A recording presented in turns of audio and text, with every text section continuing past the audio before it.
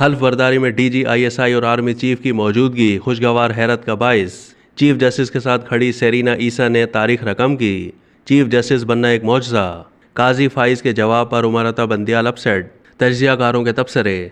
Senior सहाफ़ियों का कहना है कि सेरीना ईसा चीफ जस्टिस के साथ खड़ी नहीं थी, बल्कि वो तारीख रकम कर रही थी। हल्फ बर्दारी की तकरीब के बाद देर तक डीजी, आईएसआई और आर्मी चीफ की मौजूदगी खुशगवार हैरत का बाइस बनी।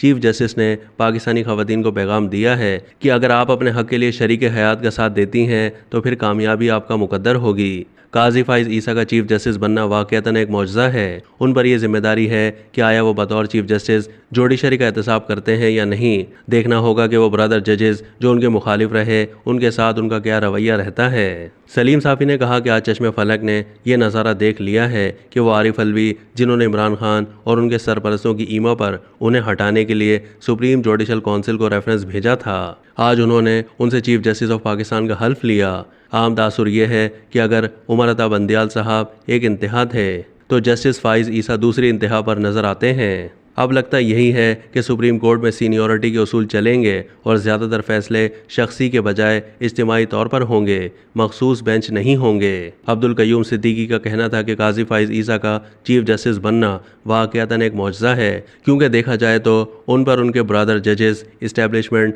उस वक्त की हुकूमत सभी हमला आवर थे और मीडिया भी उसका एक हिस्सा था, क्योंकि उस वक्त काजी फाइज ईसा का नाम स्क्रीन पर चलना शजर ममनू था। लेकिन आज के जो लम्हात और मनाजिर मैंने ऐवान सदर में देखे और जिसको कहते हैं कि आंखों के अंदर बस जाने वाला मंजर, जो मैंने देखा, जो मेरी आंख में बस गया है। उन्होंने चीफ जस्टिस काजी फाइज ईसा की अहलिया का जिक्र करते हुए कहा है कि वो भी तकरीब हल्फ बर्दारी में आईं और मखसूस सीटों पर बैठ गईं, जिसके बाद आर्मी चीफ आए तो वो वहाँ बैठी हुई थीं, जिस पर वो खड़े रहे।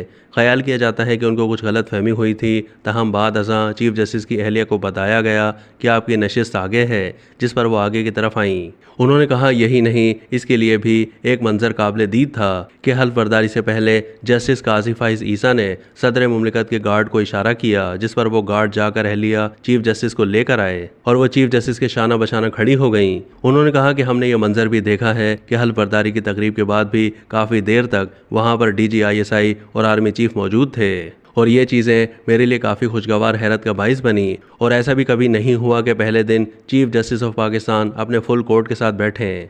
अब्दुल कय्यूम सिद्दीकी ने इस मौके पर एक और किस्सा सुनाते हुए कहा है कि सुप्रीम कोर्ट के जजेस की गाड़ियां 5 साल के बाद तब्दील होती हैं। इसी तरह से जस्टिस काजी फाइज ईसा से उमर अता बंदियाल ने कहा कि आपकी गाड़ी पुरानी हो गई है, जजेस की गाड़ियां तब्दील हो रही हैं, आप भी इस हवाले से भिजवा दें। जिस पर काजी फाइज ईसा ने जवाब में कहा कि मुझे तो नई गाड़ी की कोई ज़रूरत नहीं है, जिस पर रावी का कहना है कि उमर अता बंदियाल अपसेट हो गए और आकर काजी फाइज ईसा से कहा आप खुद तो कुछ करते नहीं हैं और दूसरों को मसाइल में डाल देते हैं। सहावी मतीउल्लाह जान का कहना है कुछ चीज़ें ऐसी हो जाती हैं जो तारीख की वजह से नई रिवायात बना देती हैं। जिन हालात से चीफ जस्टिस काजी फाइज ईसा और उनकी अहलिया गुजर कर आए हैं, हमने देखा है कि कटहरे में भी दोनों इकट्ठे खड़े थे, तो जब वो वहाँ पर उनके साथ खड़ी हो सकती हैं तो फिर जब वो चीफ जस्टिस का हल्फ उठा रहे हैं तो वहाँ भी उनका उनके साथ खड़े होना बनता है। मैं तो समझता हूँ कि चीफ जस्टिस ने पाकिस्तान की 50% ख़वातीन को एक पैगाम दिया है कि अगर आप अपने हक़ के लिए डट जाती हैं, अपने शरीक हयात का साथ देती हैं, तो फिर कामयाबी आपका मुकद्दर होगी और कामयाबी का जब ऐलान होगा तो आप उनके साथ ही खड़ी होंगी।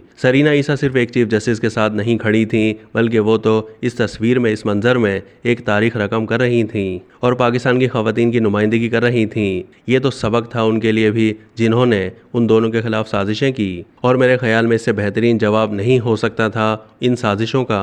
अब तक के लिए इतना ही। मज़ीद मालूमात के लिए डेली जंग के यूट्यूब चैनल को सब्सक्राइब कीजिए।